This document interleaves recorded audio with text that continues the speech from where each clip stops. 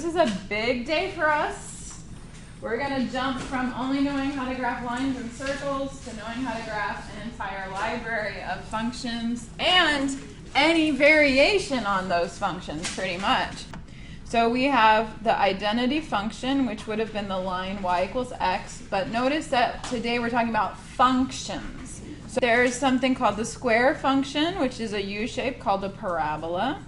The square root function is related to the square function. It's kind of the reverse. So what happens is it kind of turns on its side. You get half of a parabola going sideways. The absolute value function, that's an interesting function. It's the only one with a sharp point. It's a V-shape. Cube function looks kind of a squiggle going up and to the right. And then the cube root, the reverse of that, is kind of turned on its side. And then lastly, we have this interesting function here, the reciprocal function, which ends up being two pieces instead of one piece. And we'll talk about why that is.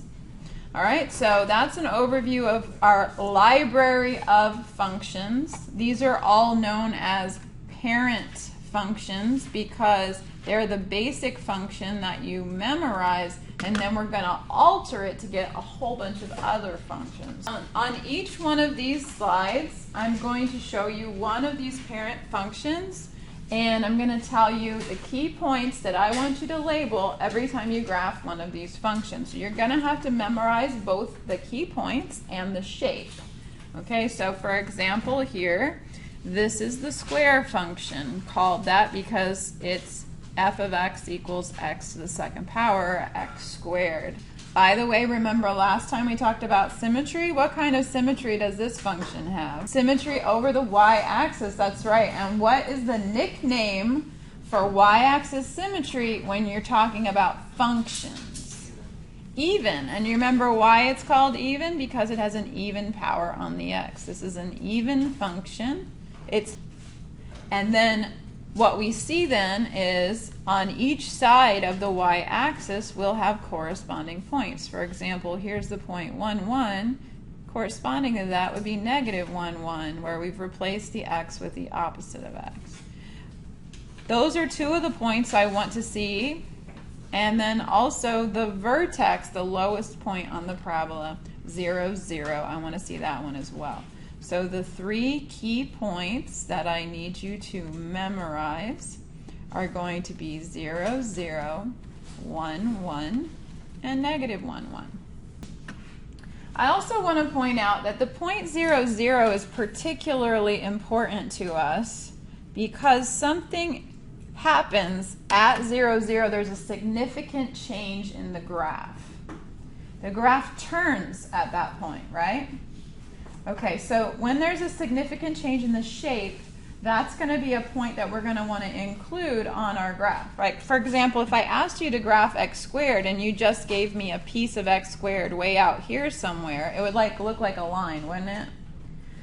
But if you include the point 0, 0 and points on either side, then you're going to see that this has a U-shape to it. So you have to include those key points. When we graph this new function, we're going to move these key points. Keep in mind that f of x is just a symbol that represents y, right? The y value. So in this parent function, y is always equal to x squared. This is a related function because it has the x squared in it. But we're taking that y equals x squared and we're adding 3 to it. So what's happening is we're adding 3 to every y value. Does that make sense? Adding 3 to every y value. What effect do you think that will have on the graph of g of x? Good guess. It's going to shift, but if you add to the y, will it shift right? Up, right? Okay, so y values are up and down. But you don't even have to memorize that. If you look at that and use reasoning to say that we're adding 3 to every y plus 3 to the y's, let's just take these 3 key points, which you will have memorized, and let's increase each y value by 3. So instead of going through 0, 0, our new graph will go through what? 0, 3. Instead of 1, 1, 1, 4. Good. And instead of negative 1, 1, negative 1, 4. We're adding 3 to every y value. So now I'm going to plot those 3 points. The 0, 3 directly corresponds to the 0, 0, which was the vertex of the parabola. So you expect 0, 3 to be the vertex of our new parabola. Does that make sense? 0, 0 was the vertex. We moved the vertex to 0, 3. So this is the bottom of our parabola. I want to draw a nice rounded U shape, and my advice to you is don't try to start up and make a U. Instead, start at the vertex and draw a little bit rounded segment up and to the right, and then another one. It's hard to do on these ink things. Up and to the left. And then you have a nice rounded parabola. So, when we added 3 to the original parent function, what effect did that have on the graph? It shifted upwards, that's right. So what we call that when we have a shift up or down is a vertical shift. In this case, we shifted up 3 units. What do you think would have caused us to shift down instead? If we had subtracted a number from x squared, right? So if I asked you to graph, say, y equals x squared minus 7, that would have gone down 7. Anytime you add or subtract to the original function, it shifts it up or down. It's called a vertical shift. The shape stays the same. It's as if the original graph were made of wire and we just literally picked it up and moved it, right? It's called a rigid transformation because the shape did not change at all and we transformed it. A rigid transformation. Okay, so on each one of these slides, we're going to do this. We're going to learn about a particular parent function and its key points that we have to memorize, and then we're going to take that graph and see how to transform it in various ways. So let's go on to the cube function now. The cube function looks like this. Okay, so we have the square function, which looks like this. Now we have the cube function that looks like this. It goes up to the right and down to the left. The 3 key points that I would like you to label every time you graph the cube function. Oh, by the way, I didn't write the equation of the cube function. F of x equals x to the 3rd power. That's where it gets its nickname cubed. So 0, 0 is one of the key points that it goes through. It also goes through 1, 1, just like x squared did, but it goes through -1, -1 because it turns downward. It's like half of a parabola going up to the right and half going down to the left, kind of. What kind of symmetry does this graph have? It's an odd function, that's right, which is a nickname for what kind of symmetry? Symmetry across the origin. Very good. And you see that characteristic that where we had a point xy, we have also the point -x, -y on the same graph. Okay, so that's the parent function that you must memorize. Let's list our 3 key points. It's going to be 0, 0, 1, 1, and -1, -1. And whatever we do to this graph to create a new function, we will be changing those coordinates, repositioning them. So, for example, I might ask you to graph each function using transformations.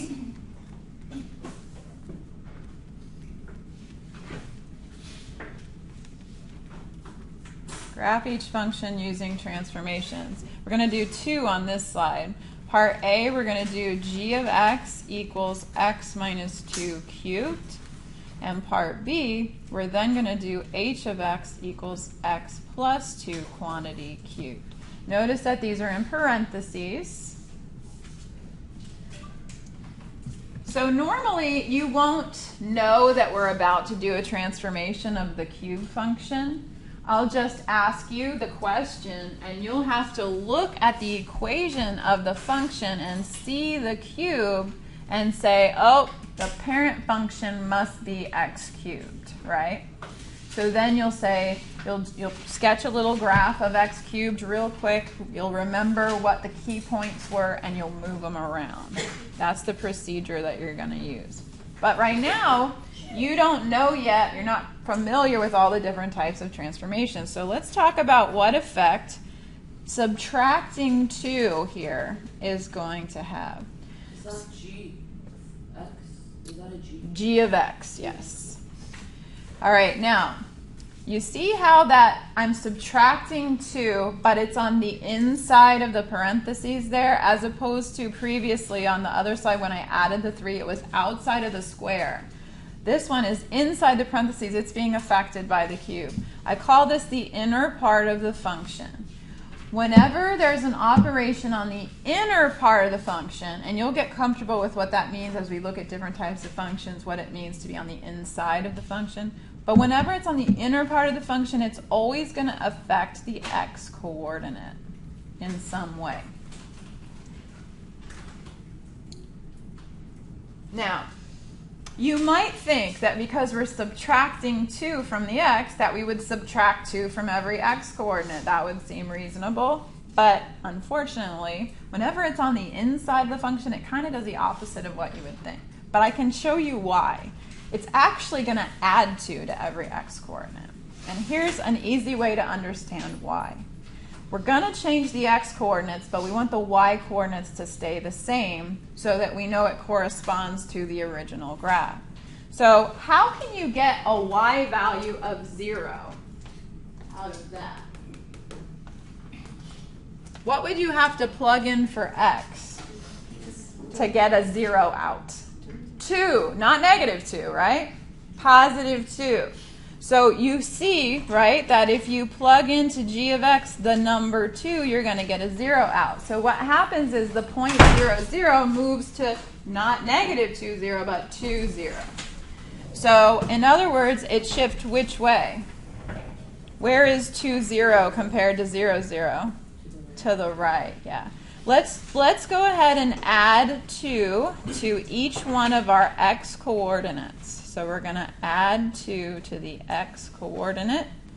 And we're going to get what? Instead of 1, 1, 3, 1. Good. Instead of negative 1, negative 1. If you add 2 to negative 1, what do you get? Positive 1, negative 1. That 3 looks a little weird. Let me fix it. Okay. So these are going to be the 3 new positions for those original key points. So we're going to draw our graph, and we're going to plot 2, 0, 2, 0. We're going to plot, instead of 1, 1, 3, 1, 3, 1. And instead of negative 1, negative 1, 1, negative 1. Okay, now isn't it interesting, if I just plotted those 3 points, doesn't that look like a line? Mm-hmm. So I get a lot of lines on the test. Okay, but what about this function tells me this is not a straight line? The cube. When you see the third power, you know it's going to look like f of x equals x to the third power. So it's going to be this squiggle shape. Half of a parabola up, half of a parabola down. How do you draw it? Again, don't try to start up at the top. A lot of times people start at the top and try to connect these, and I get just craziness. Okay, so it's much easier to start with the middle point, the 2, 0, and go up and to the right, kind of a little bit of a half of a U there, and then start at the middle again and go down and to the left. All right, so. Also, that doesn't go straight down. No, it doesn't become a vertical line. It's going slightly out all the time.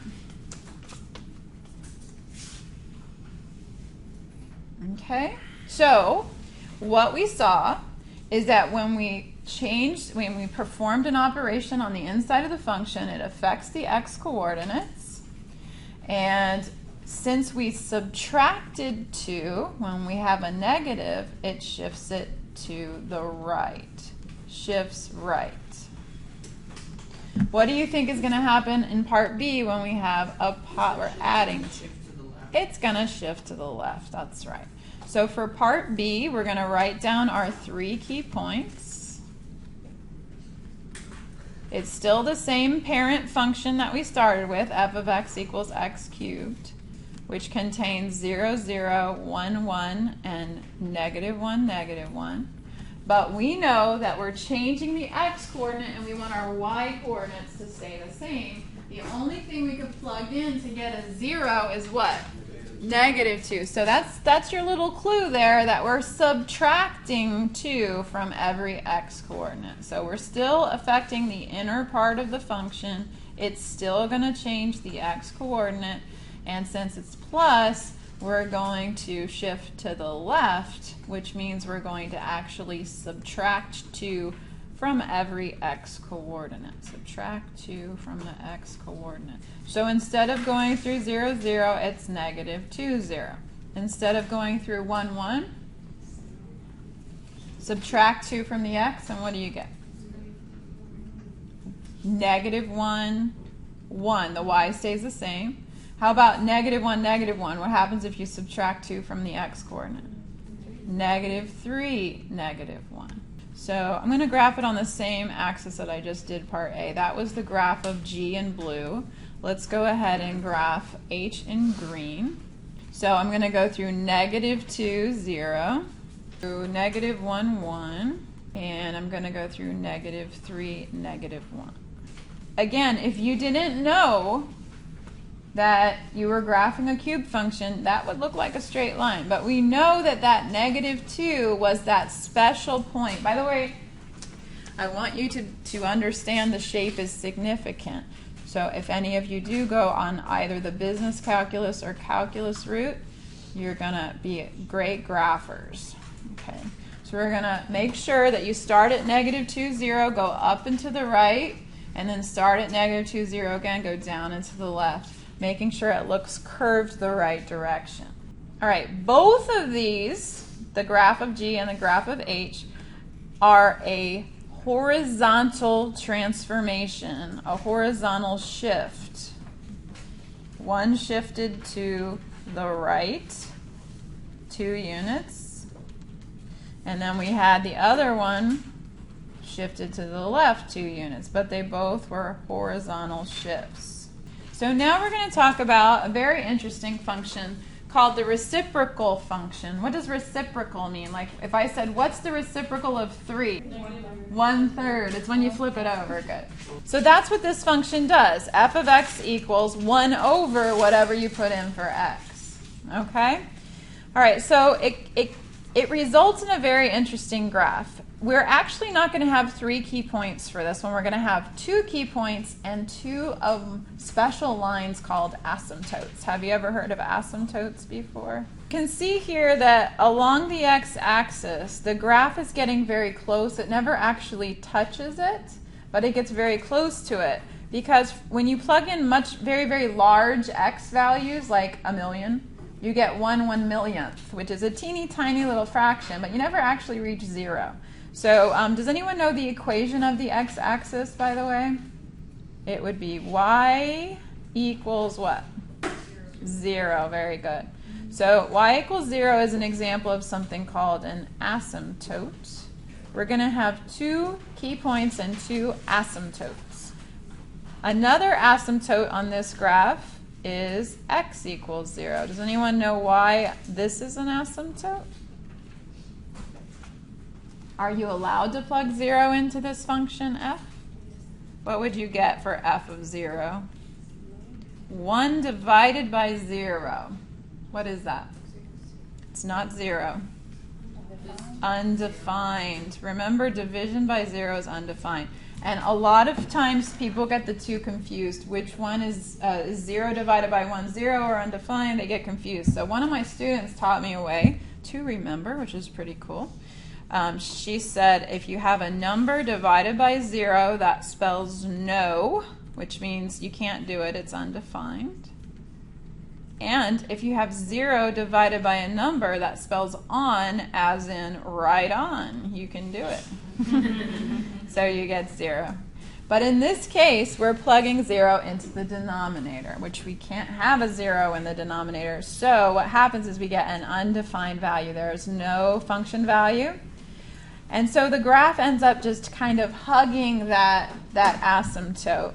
So the only 2 points I need you to plot are the point 1, 1, because what's the reciprocal of 1? 1, right? 1 over 1 is 1. And what other number has itself as its reciprocal? -1. If you take 1 over -1, don't you get -1? Yeah. So those are the 2 key points I want you to plot. Plot the asymptotes, and then just show that the graph is kind of going right along the sides of the asymptotes there. So when you're memorizing your key points, you're going to have 1, 1, -1, -1. But you also need to graph your asymptotes, x equals 0 and y equals 0. Now let's look at how we might transform it. So for example, use transformations. So when I say that, I'm saying take the parent function and move it around to graph g of x equals 1 over x minus 2 plus 3. So again, normally you won't have the reciprocal function right there in front of you. I'll just say use transformations to graph g of x equals 1 over x minus 2 plus 3. And I expect you to be able to look into that library of functions in your mind and think, which parent function does this match up with? And since this has a 1 over something, you say, oh, it's the 1 over x function. And then so that's the first step. So then you would say, okay, for 1 over x, I need to remember my 2 key points, 1, 1, -1, -1, and my asymptotes 0 and 0. And then you're going to look at the function and say, how is this function different from 1 over x?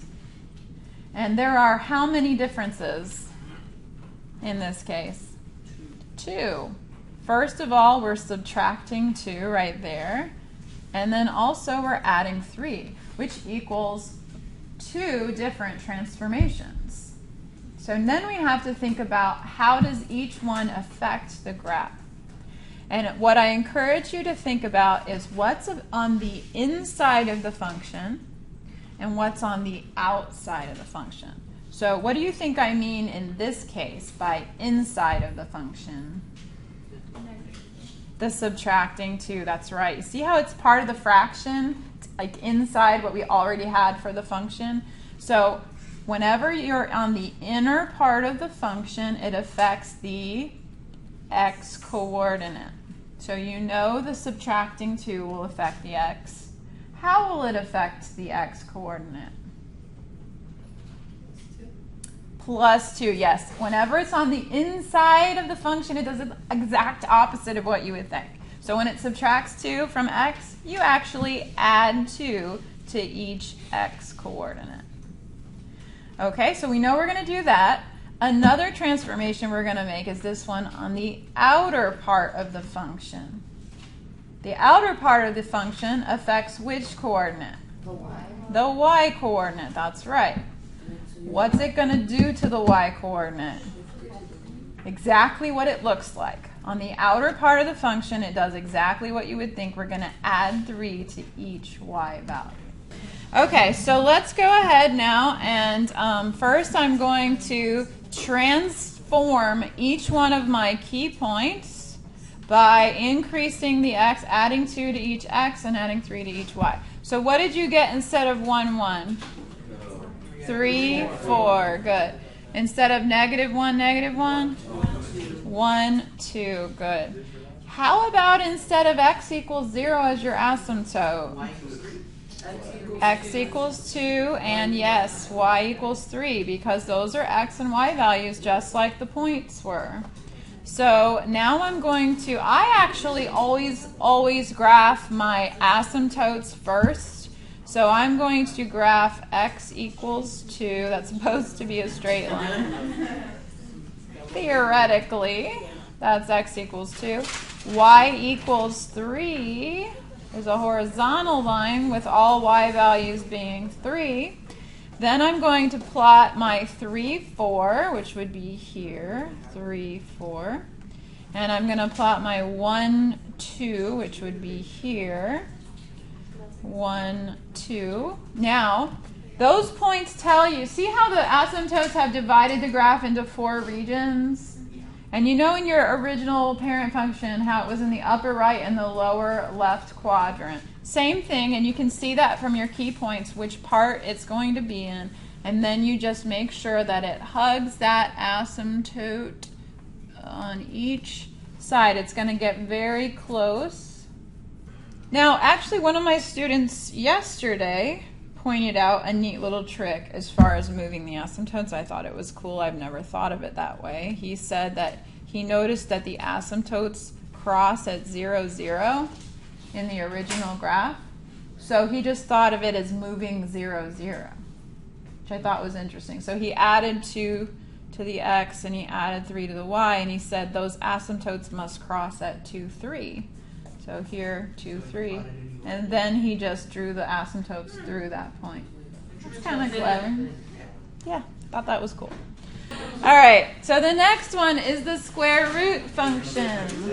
I told you, today we just take off like a rocket. Okay, so square root function is interesting because when you take the square root of x, all of the functions we're graphing are called real valued functions, meaning they don't have any imaginary values. There's no imaginary values in the xy coordinate system, so we're not allowed to take the square root of what kind of number?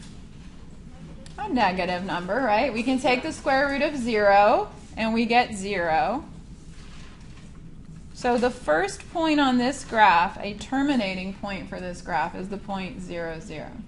We can take the square root of 1. That's an easy number to take the square root of. So 1, 1 is on here. 2 is not so easy to take the square root of, nor is 3, but 4 is easy. So I do that as my third key point. 4, 2. Square root of 4 is 2.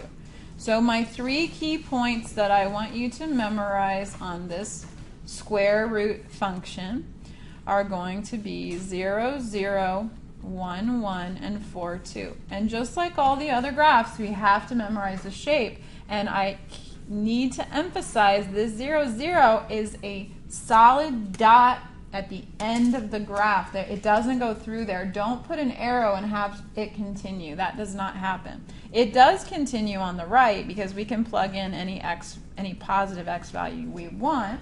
So in fact, what is the domain of this function? Remember, domain is all the x values. What's the lowest x value? 0 up to infinity. We're including the 0, so that's a bracket. We never include infinity, so that's parenthesis. Could you tell me the range, the y values? Also 0. Yeah, the lowest y value is 0, too. And then it goes up from there. Y values are bottom to top. So it's going to be 0 to infinity as well. All right, so for this one, our example asks us to graph g of x. Oh, by the way, this is like a half of a parabola on its side. Okay, so it's related to the x squared function. It is rounded like a U shape. It is not a sharp point. So I know it's hard, especially if your graph is small, but you want to make sure this has some curvature to it right there. Okay, so we're going to graph, though, g of x equals the square root of negative x using transformations. And I know what you're thinking. I know what some of you are thinking. You're thinking, you just said you can't take the square root of a negative. What is she talking about? But it's inside the function, so it does the opposite. Oh, that's a good point. But I was going to say, what if we plug in, you're right, if we plugged in, say, 4, we would get the square root of negative 4, which is 2i, and we're not dealing with imaginary functions, unless you become a math major or an engineer or something, maybe later on, but okay. In the meantime, but what if we plugged in negative 4 into the function? What would we get? Let me make that red. We would get 2, that's right, because we would have the square root, I meant that to be in black, of negative, and instead of x, negative 4. So 2 negatives makes a positive, right? So that's just the square root of 4, which is 2. So we can have this function. It's just we won't be allowed to plug in positive numbers to it. Only negative numbers and 0. Okay? All right. So what happened, though, there is we changed every negative x value to a positive. And that's exactly what's going to happen to our key points. We're going to change the sign. First of all, notice that this is on the inside. So it's affecting the x. So you read my mind. It's the inner part of the function. It's affecting the x coordinate. It's taking the opposite of each x coordinate. So instead of going through the point 0, 0, if we change the sign of 0, we get, that's a trick. Yes, 0, 0 has no effect. Okay, instead of going through 1, 1, if we change the sign of the 1, we get negative 1, 1. And instead of 4, 2, this graph will go through negative 4, 2. You got it. So let's plot those key points.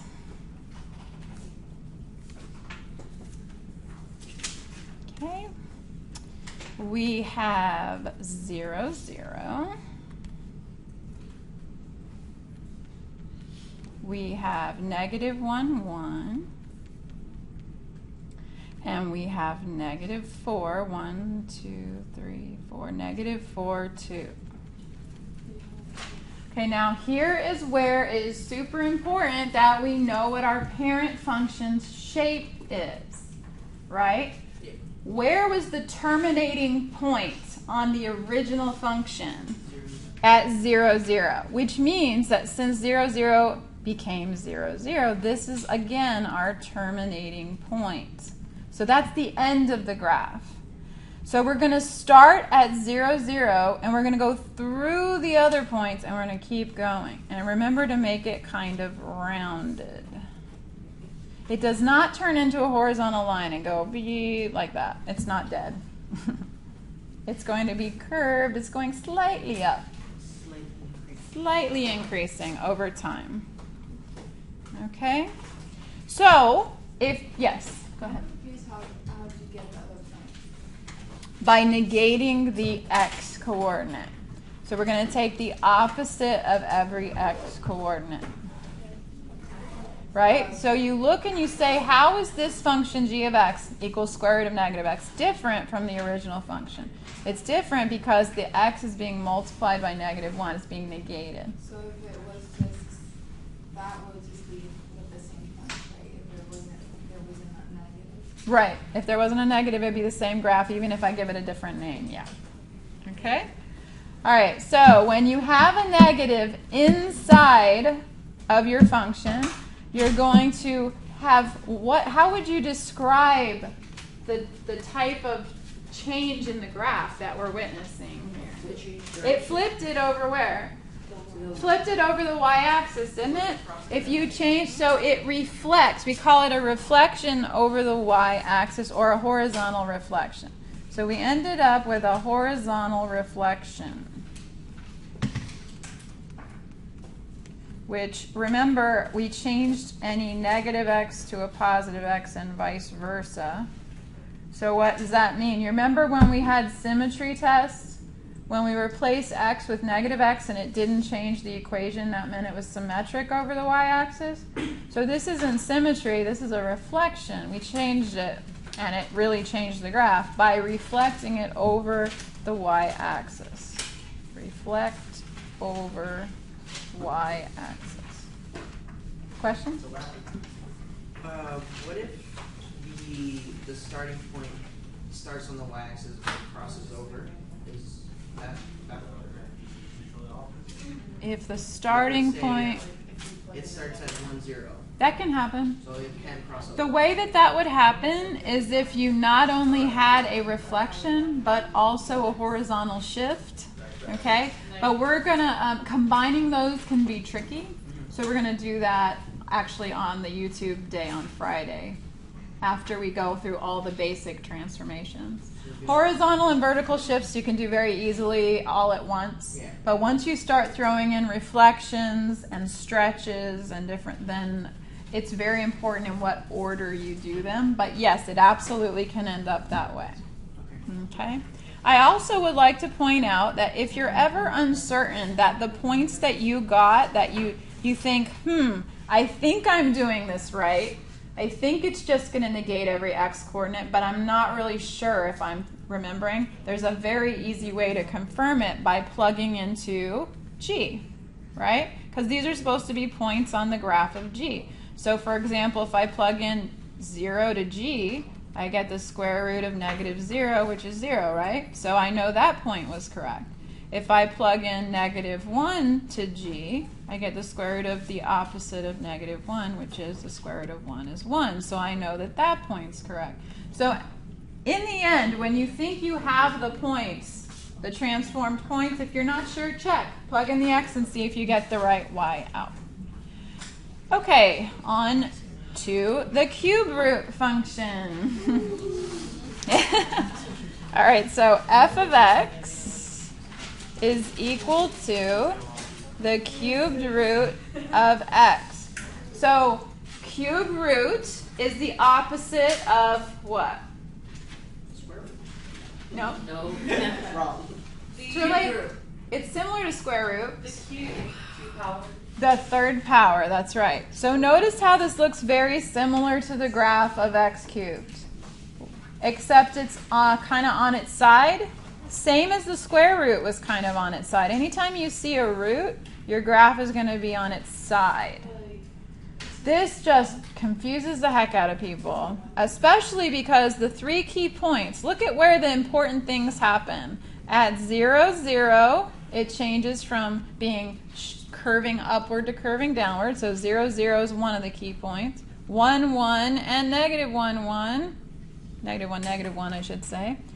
These are the same 3 key points we had for x cubed. So like on the test, what I've noticed is when I asked people to graph cube root of x, about 50-50 chance.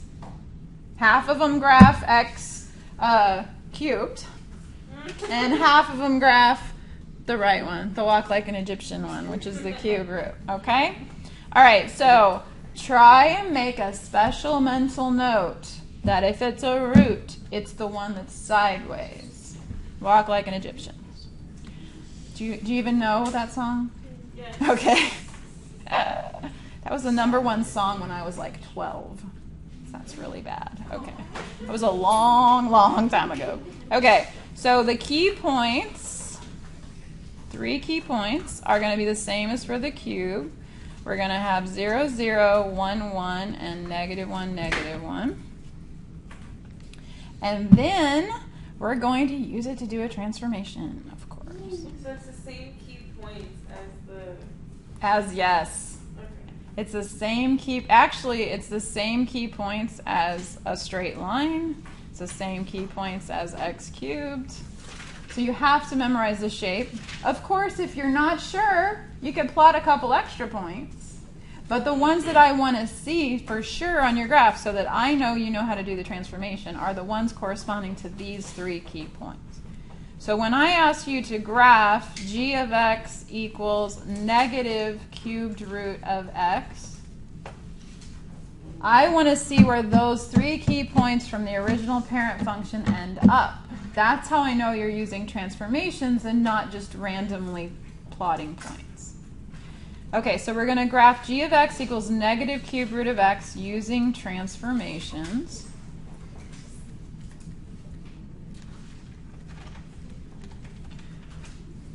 Okay, so let's say you are given this problem. The first thing you do is identify the parent function. You say, oh, it's a cube root function. It's going to be related to the cube root of x. Great. You sketch it out real quick, put your key points, and then you ask yourself, how is this new function g different from the parent function? And you say what? There's a negative. Outside of the inner. Very good. It's on the outer part of the function, which means it affects the y coordinate. Yes, it's going to affect the y coordinate. What is it doing to each y coordinate? Negating it, changing the sign. Yeah, changing the sign. So let's see what happens if we take our 3 key points and change the sign of each y coordinate this time, because outer part of the function is always affecting the y. See how it's not in the cube root? It's outside of it. Okay, so where does 0, 0 end up? 0, 0. Still at 0, 0. Where does 1, 1 end up? 1, negative 1. 1, negative 1, good. And negative 1, negative 1? Negative 1, 1. Negative 1, 1. Perfect. Let's plot those points. On the test, will we have to graph it, or will there be something provided? Do we have to draw the graph? You will have to draw some of them. Oh, that's terrible. Because remember, identifying a graph is a different skill from drawing it. I need to know, I will have questions to see if you can identify a graph, but I'm also going to have questions to see if you can draw it. And I'm glad you asked that, because I need to give you my normal warning about my math lab, which is that it is very different to enter the answers in my math lab than it is to graph the answer on paper for yourself. Can we bring a ruler that day? You can bring a ruler. I always tell the testing center that you can bring graph paper if you want one sheet, because I don't have a lot of graphs, but you know, a couple. So yeah, so when you're working in my math lab, fight the human instinct to minimize the amount of work and ignore those multiple choice answers and write out your problem. Try to not even look at them, because first of all, right off the bat, they always give you the same shape. So like, you automatically know which parent function you're working with. And if I just give you that example, graph g of x equals negative cube root of x, you don't have that advantage. You have to remember which shape it is. Okay, so practice, practice. It's the only way to go. 0, 0 is here. 1, negative 1. Oh, I'm going to have to undo 0, 0. 1, negative 1 is here. And negative 1, 1 is here. I'm gonna label my points in a second after I put the shape in. All right, so what is happening? Every positive y value is becoming negative. Every negative y value is becoming positive. Therefore, it is reflecting over what? The x-axis. Yes, this is a reflection over the x-axis, otherwise known as a vertical reflection. And so where we were going down into the left, we're going to be going up into the left now. So you start at the middle point and you curve up into the left, and then we're going to go down into the right. So what error do I commonly see? I commonly see people graphing this. Right? That is the graph of negative x cubed, not negative cube root of x. So you will get some credit because your key points are in the right place, but you will lose points. Okay? So there's that one. Any questions about that one? All right. So now the last graph in our library of functions is the absolute value function. This is the only function that makes a sharp point. F of x equals absolute value of x. It actually has the same 3 key points as one of our other functions. This one goes through 0, 0, 1, 1. Yes, that's right, negative 1, 1. It's got the same 3 key points as the square function. So what's the only difference between the two graphs? The sharp point. It's a different shape. Actually, we're kind of being lazy when we call this f of x equals the absolute value of x, because really this is, you remember how we learned piecewise functions the other day? This is 2 pieces of 2 different lines stuck together. So on the right, you have the line y equals x, and on the left, you have the line y equals negative x. So you could define this as piecewise by saying f of x equals x when x is greater than or equal to 0, but it's the opposite of x when x is negative. I don't expect you to know that. I'm just pointing it out because it is the only piecewise defined function in our library of functions, but we just call it absolute value of x because that's nice and short. Our 3 key points, again, are the same as the squared function, 0, 0, 1, 1, negative 1, 1. So let's see what we're going to do to this guy. We are going to, example, graph g of x equals 2 times the absolute value of x using transformations. So I don't want you to just randomly plot points. I want you to use these key points and show me where they end up. So you've been given this question. The first thing you do is you see it has an absolute value in it, so you know that it goes to the parent function f of x equals absolute value of x. You scratch out the graph of that, you make a note of your 3 key points. Then you go back to g of x and you say, how is g of x different from f of x? What do you see? The 2, right? Is the 2 inside or outside the absolute value? Outside. So it's in the outer part of the function, which affects what? Y coordinates. Good. What are we doing to each y coordinate? We're multiplying. Multiplying. Yeah, pay attention to the operation. We're multiplying by 2. So we're going to multiply by 2 each y coordinate. So we're going to have 2 times each y. 2 times y. Okay? Remember, when it's on the outside, it always does exactly what you'd expect it to do. If it's on the inside, it actually divide by 2, but we're not going to do that right now. Okay, so we're going to multiply each y coordinate of each of our key points by 2 and plot them. So we're going to have 0, 0 again, 1, 2, negative 1, 2. Good. So I'm going to draw my graph. Okay, and we're going to have 0, 0. Instead of 1, 1, we're up at 1, 2. And instead of negative 1, 1, we're up at negative 1, 2. And we get... So it just gets skinny? So yeah, it does get skinnier. However, that's not how I'm going to describe it because I'm thinking of it in terms of what it's doing to the y. So vertically, horizontally, you're right, it gets skinnier. But when I'm doing a y transformation, I want to think about what's happening vertically. So what we actually, how we describe this is we say it stretches away from the x-axis. Or in other words, it's a vertical stretch. But yeah, it ends up making it skinnier. So on the test, which one do you want to see? Vertical stretch. Yeah. This is a vertical stretch.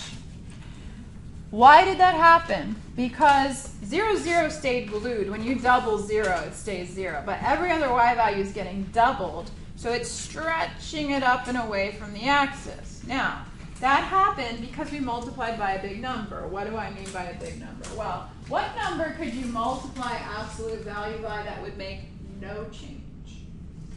What number? Yeah, 1, right? So anything bigger than 1 is going to make it stretch. But what about numbers that are small, less than 1, between 0 and 1, like a half? What do you think would happen then? Make it It's going to compress it down closer and make it fatter, right?